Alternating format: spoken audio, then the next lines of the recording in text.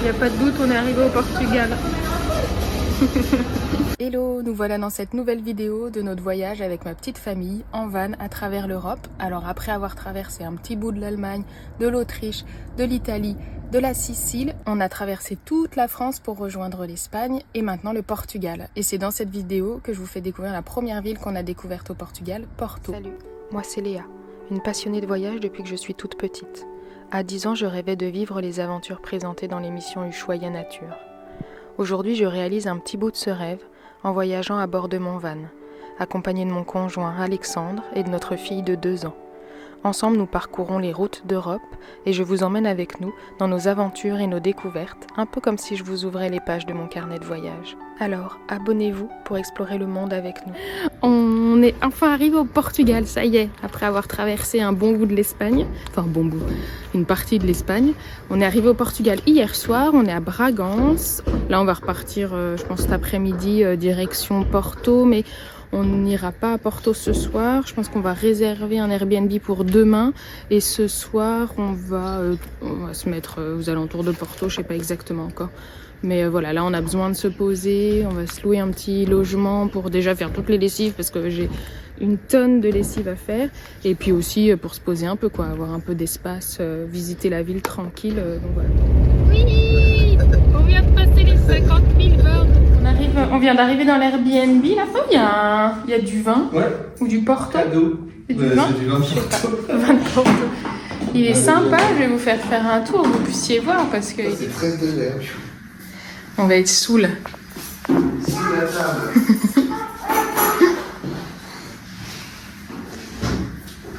Qu'est-ce qu'il y a derrière cette porte? Les toilettes, je dirais. Ah, merde, c'est fermé. Il y a une porte condamnée? Je sais pas, il m'a pas montré. Ah oui, les toilettes sont là. Là, c'est la cuisine. Ah, j'aime pas les portes fermées, j'ai envie de savoir ce qu'il y a derrière. Je suis une trop grosse curieuse pour supporter ça. Sympa, la cuisine. Hop, on a déjà amené quelques affaires. Et là, il y a la une sorte de loggia buanderie. Bah. Alors ça, faut que je sache comment on l'ouvre parce que je vais en avoir besoin par contre. Hein. Là, la salle de bain. Je refais ma blague. Oh, je suis dégoûtante. Ah, c'est le yaourt de la petite Andy. Hop. Et la chambre, je découvre en même temps que vous, c'est sympa.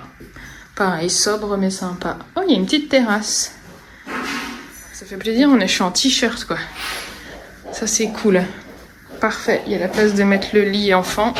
Mon copain le sac à linge sale. Oh, bah la petite a déjà sorti tous ses jouets en moins de 5 minutes. Efficace. Oui, c'est joli. Ça n'a pas trop d'âme, mais c'est joli. C'est sympa la vue par contre. Voilà, le mulet. On est en train de s'installer à l'Airbnb, du coup je trimballe tout le bazar. C'est chiant ça. Voilà la vérité sur la van life. Je vais passer ces 4 prochains jours dans l'Airbnb à faire des lessives. Allez, le devoir m'appelle.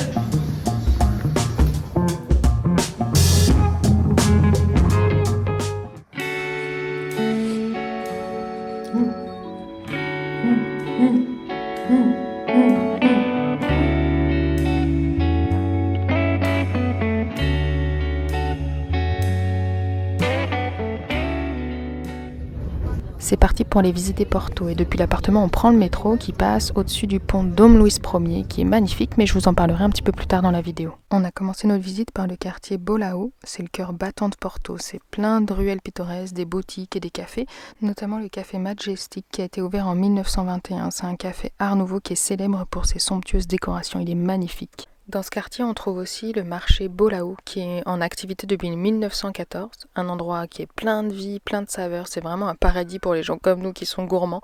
On y trouve vraiment de tout, des fruits frais, des légumes, des poissons, des épices, des fleurs comme vous pouvez voir. Et même s'il a été rénové, il garde vraiment son charme de l'ancien, c'est assez beau.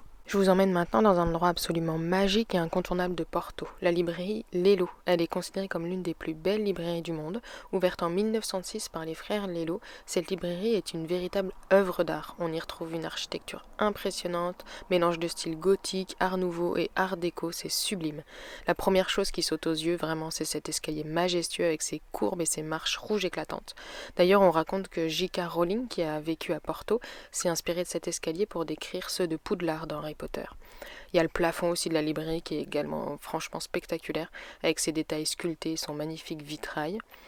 Mais bon, à la base c'est une librairie quand même, donc les rayons sont remplis de milliers de livres allant des classiques de la littérature portugaise aux best-sellers internationaux, en passant par des ouvrages rares et des éditions spéciales.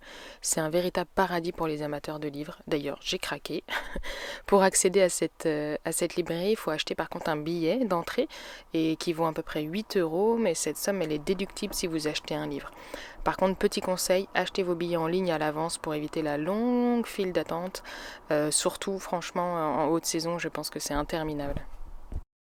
Après cette longue journée de visite, on a décidé de reprendre le métro, mais pas pour rentrer directement à l'appartement. Non, on s'est arrêté juste sur la rive sud du Douro, le fleuve qui passe sous le pont Dom Luís Ier, et on s'est arrêté au jardin Domoro. C'est vraiment un parc parfait pour se détendre et profiter de la vue spectaculaire sur la ville.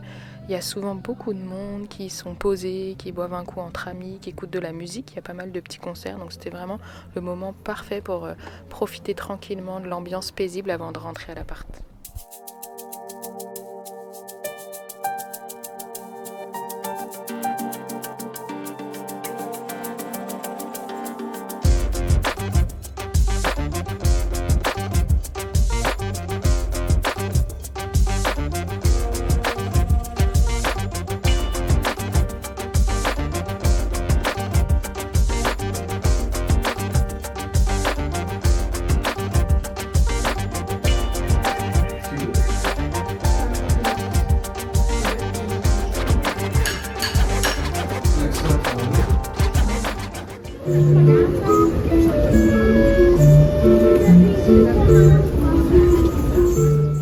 Le lendemain, on est retourné visiter la ville, notamment le quartier historique qu'on n'avait encore pas fait. On a commencé par la cathédrale de Porto, qui a été construite au XIIe siècle.